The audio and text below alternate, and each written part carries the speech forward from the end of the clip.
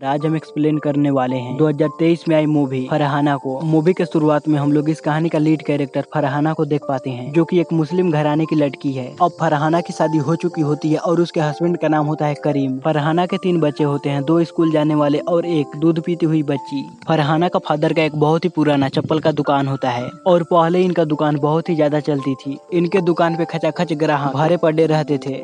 फरहाना के फादर इसी दुकान से फरहाना और फरहाना के 2 बहनों की शादी की, मगर अब दुकान इतना ठंडा पड़ चुका है कि बहुत ही मुश्किल से रोजी रोटी चल पाती है और फरहाना की फैमिली अपने बच्चों का स्कूल फीस भी नहीं दे पा रहे थे। और फरहाना का पति करीम इसी घर में रहता है और अपने ससुर को कहता है क्या हम पैसे ब्याज पे ले, लेकिन इस्लाम के मुताबिक ब्याज लेना और ब्याज देना दोनों गुनाह होता है। इसीलिए फरहाना का फादर ऐसा करने के लिए मना कर देते हैं। अब घर की हालात को देखकर फरहाना अपने पड़ोस में कुछ पैसे उधार लेती है। एक दिन फरहाना अपने फादर को कहती है कि अब्बू मैं जॉब करना चाहती हूँ, लेकिन फरहाना का फादर पुराने लोग होते हैं और इनका मानना होता है कि पैसे कमाना सिर्फ मर्द का काम है, तो वहाँ फरहाना को जॉब करने से मना कर देते हैं। अब उसी रात फरहाना अपने हस्बैंड को लेकर अपनी दोस्त की शादी में जाती है। अब फरहाना की दोस्त एक क्रिश्चियन होती है और इनकी शादी में बहुत ही बड़े बड़े लोग आए हुए होते हैं। अब इस बीच करीम हर एक जन की सिर्फ चप्पल या फिर जूते ही देखता रहता है कि कैसे अब नए नए मॉडल्स आए हैं। इसी बीच फरहाना की मुलाकात नित्या नाम की लड़की से होती है। बातों ही बातों में नित्या अपनी कंपनी का विजिटिंग कार्ड फरहाना को देते हुए कहती है कि कल हमारे कंपनी में वॉकिंग है, आना चाहती हो तो आ सकती हो। इसके बाद फरहाना अपने फादर और हस्बैंड को मनाकर इंटरव्यू के लिए जाती है। अब इंटरव्यू खत्म होने के बाद वहाँ करीम को गुड न्यूज सुनाती है कि मेरी जॉब लग चुकी। और ये न्यूज सुनकर करीम बहुत ही ज्यादा खुश होता है, क्योंकि वहाँ फरहाना के सपोर्ट में होता है। अब फरहाना नमाज पढ़ने के लिए एक नया जानिमाज और एक हैंड बैग खरीदती है, जो फरहाना का बहुत ही दिनों से सपना था कि फरहाना बैग लगाकर जॉब जाए। अब अगले दिन फरहाना जब अपने ऑफिस जाती है, तभी करीम फरहाना को रोककर इसके पैरों में नए चप्पल पहनाने लगता है। इस कंपनी में पहले नए मेंबर्स को 2 महीनों का ट्रेनिंग दिया जाता है। एक्चुअली फरहाना एक कॉल सेंटर में काम करती है, वहीं जो हम लोग के पास कॉल करते हैं कि आपको क्रेडिट कार्ड चाहिए, डेबिट कार्ड चाहिए। और काम करते हुए भी फरहाना अपनी नमाज को नहीं छोड़ती। फरहाना के डिपार्टमेंट में एक और डिपार्टमेंट होती है और इस डिपार्टमेंट की लड़कियाँ बहुत ही तगड़ी होती है, यानी कि वो लोग महंगे महंगे गाड़ी से आते हैं और साथ में आईफोन रखते हैं। अब 2 या 3 महीने ट्रेनिंग करने के बाद फरहाना अपने रियल काम में लग जाती है, वहीं रियल कस्टमर से बात करना। और फरहाना अपने पहले ही कॉल पे अपने कस्टमर से डेबिट कार्ड खरीदवा देती है। ये देखकर वहाँ के सारे लोग फरहाना के लिए तालियां बजाने लगते हैं। और कुछ दिन गुजरने के बाद फरहाना की दोस्त नित्या है ना, वो दूसरे डिपार्टमेंट में शिफ्ट हो जाती है और इधर फरहाना अच्छे से काम कर अपने टारगेट पे टारगेट को हिट करते जाती है। अब फरहाना की सैलरी बोनस अच्छे मिल रहे होते हैं और वहाँ धीरे धीरे कर अपने घर के सारे कर्जे को चुकाती जा रही थी। और इसी बीच फरहाना नित्या से रिक्वेस्ट करती रहती है कि मैं तुम्हारे डिपार्टमेंट में चली आऊँ, लेकिन नित्या बार बार फरहाना को अपने डिपार्टमेंट पे आने से मना करती रहती है कि फरहाना ये जॉब तुमसे सेट नहीं होगा, तुम जहाँ पर हो वहीं तुम्हारे लिए ठीक है।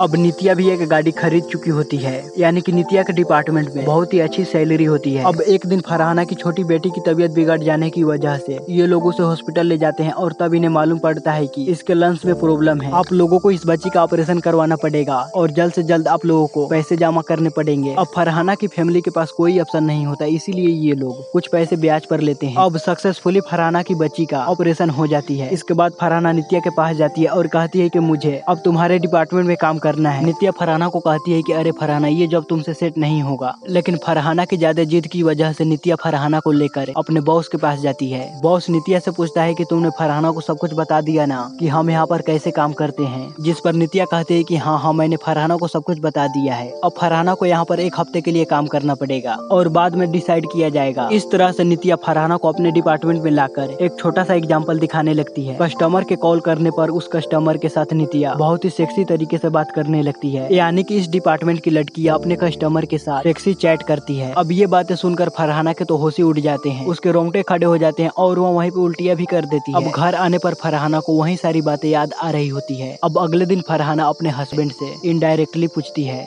कि कस्टमर थोड़ा रूडली बिहेव कर रहे हैं और बदतमीजी से पेश आ रहे हैं, जिस पर करीम फरहाना को समझाता है कि वो तो कस्टमर हैं, ऐसे ही बिहेव करेंगे, हमारा काम है काम करते जाना, मुझे ही देखो मैं दुकान पे लोगों को पैर पकड़कर चप्पल पहनाता हूँ, मगर ये गलत नहीं, और वहीं दुकान के बाहर पकड़ूं तो गलत है। अब ऑफिस आने पर फरहाना नित्या को कहती है कि कैसे कैसे लोग हैं जो इतने घटिया तरीके से बात कर रहे हैं। नित्या कहती है अरे फरहाना ये एक सर्विस है, उन लोगों की जरूरत है और हम इनडायरेक्टली उनकी जरूरत को पूरा कर रहे हैं, इसमें न ही उसकी गलती है और न ही हमारी। वो शख्स रोड पे चलती हुई लड़की का तो छेड़खानी नहीं की, और वैसे भी जरूरी नहीं कि तुम भी सेक्सी तरीके से बात करो। बस वो बोलता है उसका जवाब हाँ या ना में दे। सिंपल सी बात करें तो हम हमारे कस्टमर के लिए जीती जागती एक मशीन है। फरहाना का पहला कस्टमर होता है एज बार का एक शख्स। फरहाना अपने दिल पे पत्थर रखकर इस शख्स से बात करती है। इसके बाद बहुत ही अजीब अजीब के लोग फरहाना के साथ बात करते हैं। फरहाना दुखी होते हुए भी वह अपनी बातों से इन लोगों को संतुष्ट करती रहती है। अब एक दिन फरहाना को एक शख्स कॉल करता है, लेकिन ये शख्स आम लोगों से बिल्कुल अलग होता है और फरहाना इस शख्स को अपना नाम ईसा बताती है। इस कंपनी का रूल होता है कि कोई भी लड़की अपना असली नाम अपने कस्टमर को नहीं बताएगी। अब इस शख्स के मुंह से वाहियात बातें निकलने की जगह बस पोएट्री ही निकलती रहती है। फरहाना इससे बहुत ही ज्यादा इम्प्रेस होती है और बार बार इससे ही बात करना चाहती है। और इसी तरह वो शख्स जब भी कॉल करता है वह ईसा से ही बात करना चाहता है, यानी कि फरहाना से। अब इसी चक्कर में फरहाना एक दिन अपने बेटे का बर्थडे भूल जाती है और वह देर रात को घर जाती है और अपने घर का माहौल देखकर बहुत ही ज्यादा अफसोस करती है और बाद में फरहाना अपने बच्चों को सॉरी भी बोलती है। अब इसी बीच फरहाना का एक हफ्ता कंप्लीट होने वाला होता है और नित्या उसे पूछती है क्या तुम इसे कंटिन्यू करना चाहती हो, जिस पर फरहाना टोटली मना करने लगती है। अब अगले दिन फरहाना जब जॉब पे जाती है तो उसके पास वही शख्स कॉल करता है और इस वक्त फरहाना अपसेट होती है, मगर उस अपने बातों से फरहाना को दिलासा दिलाने लगता है। अब इस ऑफिस में एक और शख्स होता है जो इन सारी लड़कियों का कॉल मॉनिटर करता रहता है और स्पेशली ये फरहाना की कॉल पे कुछ ज्यादा ही ध्यान देता है। अब फरहाना इस शख्स से बहुत ही लंबे लंबे बातें करती है और धीरे धीरे कर फरहाना का नंबर नीचे से उठकर बहुत ही ऊपर आने लगता है, यानी कि जितना लंबा बात करे उतने ही पैसे। फरहाना इसे कहती है कि मैं कल से इस काम पर नहीं आने वाली, मैं अपने दूसरे जॉब पे जाने वाली हूँ। लेकिन वो शख्स फरहाना को रिक्वेस्ट करने लगता है कि ईसा, मुझे तुम्हारी बातें सुनने के बाद ही मेरे दिल को तसल्ली मिलती है। अगले दिन फरहाना अपने ऑफिस आती है और वह सोचने लगती है कि आज मैं किस डिपार्टमेंट में जाऊँ। अब फरहाना को इस हफ्ते सिर्फ वही शख्स याद आता जब भी सिगरेट देखती, कॉफी देखती, तो फरहाना डिसाइड करती है कि मैं अब इसी डिपार्टमेंट में काम करूंगी। अब फरहाना इस शख्स का कॉल को पिक करती है और इसे ढेर सारी बातें करने लगती है। ब्रेक के बाद नित्या पूछती है तुम तो इस हफ्ते जाने वाली थी, जिस पर फरहाना कहती है मेरी वजह से दूसरों का तकलीफ दूर हो रही है, इसी में मैं सेटिस्फाइड हूँ, और क्या चाहिए मुझे। एक दिन फरहाना बात करते हुए अपना मुंह खोलकर अस्तगफिरुल्लाह कहती है, जिससे वो शख्स फटाक से ईसा से पूछता है क्या तुम मुस्लिम हो। और इस वक्त रमजान का महीना चल रहा होता है तो वो शख्स कहता है कि ईसा तुम रोजा रहकर इतना लंबी लंबी बातें कैसे कर रही हो, क्या तुम्हारा गला सूख नहीं जाता। एक काम करो ईसा, तुम टेबल पे लेटे लेटे बातें करो, मैं तुमसे बात करता रहूंगा और तुम मेरी बातें सुनती रहो, और मैं म्यूजिक प्ले कर रहा हूँ, इसे भी तुम सुनो। एक दिन वो शख्स कहता है कि ईसा मैं तुम्हें गिफ्ट देना चाहता हूँ। ईसा यानी कि फरहाना कहती है कि हम मुस्लिम लोग हमारे कमाई में से थोड़े पैसे गरीबों में बांटते हैं, आप किसी गरीब को दान दे देना, वही मेरा गिफ्ट है। एक दिन फरहाना एक भिखारी को दान दे रही होती है तो उस भिखारी के पास ईसा नाम का एक गिफ्ट होता है। फरहाना भिखारी से पूछती है कि ये पार्सल आपको किसने दिया, तो भिखारी बताता है कि यहाँ पर कोई छोड़ गया और कहकर गया कि कोई ईसा नाम की लड़की आएगी तो आप उसे दे देना। अब फरहाना इस गिफ्ट को देखकर बहुत ही ज्यादा खुश होती है, वहाँ जल्दी से अपने घर आती है और इस गिफ्ट को खोलकर देखती है तो इसके अंदर वो छोटा सा जैग फोन होता है, यानी कि म्यूजिक प्ले करते हैं ना, वो वाला गिफ्ट होता है। अब अगले दिन से वो शख्स फरहाना को कॉल ही नहीं करता। फरहाना के पास काफी सारे लोग फोन करते हैं और फरहाना उस कॉल को काटती रहती है। देखते ही देखते फरहाना का नाम अब नीचे आने लगता है। एक दिन फरहाना सोफिया नाम की लड़की से मिलकर अपना पहला मोबाइल खरीदती है। अगले दिन फरहाना न्यूज़पेपर में ये न्यूज देखती है कि कोई म्यूजिशियन डिप्रेशन में आकर आत्महत्या कर ली। अब इस न्यूज को पढ़ने के बाद फरहाना उसी शख्स को समझने लगती है, क्योंकि उस शख्स ने पिछले 4 दिनों से फरहाना के पास कॉल नहीं किया था। फरहाना नित्या से रिक्वेस्ट करने लगती है कि हम उस एड्रेस पे जाकर उसे देख आए। अब नित्या और फरहाना दोनों बाहर जाने ही वाले होते हैं, तभी वो शख्स फरहाना के पास कॉल करता है। इस शख्स की आवाज सुनने के बाद फरहाना इसे डांटने लगती है कि आपने इतने दिनों से फोन क्यों नहीं किया, पता है आपको मेरे दिमाग में कैसे कैसे ख्याल आए थे। वो शख्स फरहाना को कहता है कि मुझे पता है ईसा तुम मेरे लिए परेशान होगी, मगर क्या करे मेरा फोन ही खराब हो गया था, अब जाकर ठीक हुआ है। फरहाना इस शख्स को कहती है कि मैं आपको देखना चाहती हूँ, पता नहीं कल आपको कुछ हो जाए या फिर मुझे कुछ हो जाए, आपको देखे बगैर मैं इस दुनिया से नहीं जाना चाहती। और आपका नाम क्या है। यहाँ पर ये शख्स अपना नाम दया बताता है और फरहाना की ये सारी बातें वो लड़का सुन रहा होता है जो इन लड़कियों की कॉल को मेंटेन करता है। वो अपने बॉस से फरहाना की शिकायत करना चाहता है, मगर पता नहीं इसका दिल गवारा नहीं करता। इधर फरहाना दया को कहती है कि हम ईद के दिन मुलाकात करेंगे, मैं आपके लिए बिरयानी लेकर आऊंगी। अब ईद के दिन फरहाना बहुत ही जबरदस्त बिरयानी बनाती है और वह बिरयानी लेकर दया के लिए जाने ही वाली होती है, तभी इसके घर ढेर सारे रिश्तेदार चले आते हैं। थोड़ी देर के बाद फरहाना की फैमिली बाहर घूमने के लिए जाते हैं और फरहाना सर दर्द का बहाना कर वहाँ घर पे ही रुक जाती है और थोड़ी देर के बाद फरहाना बिरयानी को तैयार कर पैक कर दाया से मिलने के लिए घर से बाहर निकलती है। तभी रास्ते के बीच करीम फरहाना को देख लेता है और वहाँ फरहाना पे शक कर उसका पीछा करने लगता है। और फरहाना के ऑफिस के वो लड़का भी मेट्रो पे आता है कि आखिर फरहाना किस शख्स से मिलने वाली है। इसके बाद फरहाना एक मेट्रो पे दाया का इंतजार कर रही होती है। थोड़ी देर के बाद दाया उस मेट्रो पे आता है। उसी वक्त नित्या फरहाना के पास कॉल कर उसे बैड न्यूज सुनाने लगती है कि सोफिया की मौत हो चुकी है। बात यह है कि सोफिया अपने कस्टमर के साथ थोड़ा ज्यादा ही रिलेशनशिप बना ली थी। कल जब सोफिया अपने बॉयफ्रेंड से मिलने के लिए गई थी तो वहाँ पर उसके बॉयफ्रेंड अपने दोस्तों को भी बुलाया था सोफिया के साथ एंजॉय करने के लिए, मगर इसी हताबाही के दौरान सोफिया की मौत हो गई। अब ये सच्चाई जानने के बाद फरहाना के तो पैरों तले जमीन निकल जाती है कि कहीं मेरी भी हालत सोफिया की तरह न हो। फरहाना उस बिरयानी के डिब्बे को वहीं पर छोड़कर वहाँ से घर चली आती है। वहाँ घर आती है तो देखती है कि मेरे घर के बाहर पुलिस वाले हैं। और यहाँ पर बात यह है कि सोफिया ने फरहाना का आधार कार्ड लेकर अपना सिम कार्ड छुड़ाया था, इसीलिए पुलिस वाले सब फरहाना के घर आते हैं सोफिया के बारे में पूछताछ करने के लिए। लेकिन फरहाना को सोफिया के बारे में कुछ मालूम नहीं होता। और फरहाना का पिता पहली बार पुलिस वालों को देखकर अपना चप्पल निकाल कर खुद ही को मारने लगता है कि इस लड़की ने मेरा नाम पूरे मोहल्ले में खराब कर दिया। अब अगले दिन फरहाना नित्या को कॉल कर बताने लगती है कि मैं अब ये काम नहीं करूंगी। और फरहाना का हस्बैंड करीम कहता है कि फरहाना अगर तुम अचानक से ऑफिस जाना बंद कर दोगी तो मोहल्ले वाले सब ये सोचेंगे तुमने कोई गलती की, इसी वजह से तुम काम पर नहीं जा रही हो। अगर तुम काम पे जाओगी तो लोगों को ये लगेगा कि जो कुछ भी हुआ उसमें तुम्हारी कोई गलती नहीं। और फरहाना जब ऑफिस आती है तो ऑफिस में एक स्पेशल क्लास चल रही होती है कि लड़कियां हमेशा अपने पास पेपर स्प्रे रखना है और किसी भी कस्टमर से इमोशनली बात ना करे। अगर ये दोबारा हुआ तो उसे काम से निकाल दिया जाएगा। इसके बाद फरहाना जब अपने काम पे बैठती है तो दाया उसके पास कॉल करता है और पूछता है फरहाना तुम मिलने के लिए क्यों नहीं आई। अब यहाँ पर फरहाना दाया से ऐसी बातें करने लगती है जैसे कि मानो दाया स्ट्रेंजर्स हो, वहाँ अपने काम से ही मतलब रखती है। अब दाया फरहाना का ये बर्ताव को देखकर वहाँ कॉल कट कर देता है। अब बहुत दिनों तक दाया की तरफ से फरहाना के पास कोई कॉल नहीं आता और दूसरे लोग फरहाना के पास कॉल करते हैं, लेकिन फरहाना इन सारे लोगों की कॉल को काटती रहती है। और फरहाना की इस बर्ताव को देखकर उसका बॉस उसे डांटने लगता है कि फरहाना अगर तुम ऐसी बात करोगी तो तुम अपने टारगेट को कब रीच करोगी, प्लीज आप अपने काम पे थोड़ा फोकस कीजिए। अब नित्या फरहाना को कहती है कि तुमने उस शख्स के साथ कुछ ज्यादा ही रूठली बात कर दी, तुम उससे मिलने क्यों नहीं गई, इसकी वजह मुझे बताओ, शायद वो शख्स तुम्हारी भावनाओं को समझ पाए। अब एक दिन दाया फरहाना के पास कॉल करता है और इसकी सारी डिटेल्स के बारे में बताने लगता है। यानी कि दाया को फरहाना का असली नाम भी मालूम पड़ चुका होता है, इसका घर का एड्रेस, इसका ऑफिस का एड्रेस। अब दाया की बातें सुनने के बाद फरहाना पूरी तरह शौक में रह जाती है। दाया कहता है अब मैं तुझे जलील करूंगा, बस तुम अब देखती जाओ। उसी रात फरहाना के घर पे ईसा के नाम से पार्सल आता है। करीम कहता है एड्रेस तो सही है मगर यहाँ पर ईसा नाम की कोई लड़की नहीं रहती। अब फरहाना इस गिफ्ट को देखकर बहुत ही ज्यादा घबराने लगती है कि दाया अब मेरे घर तक पहुँच गया। फरहाना जब ऑफिस आती है तो दाया इसके पास कॉल करता है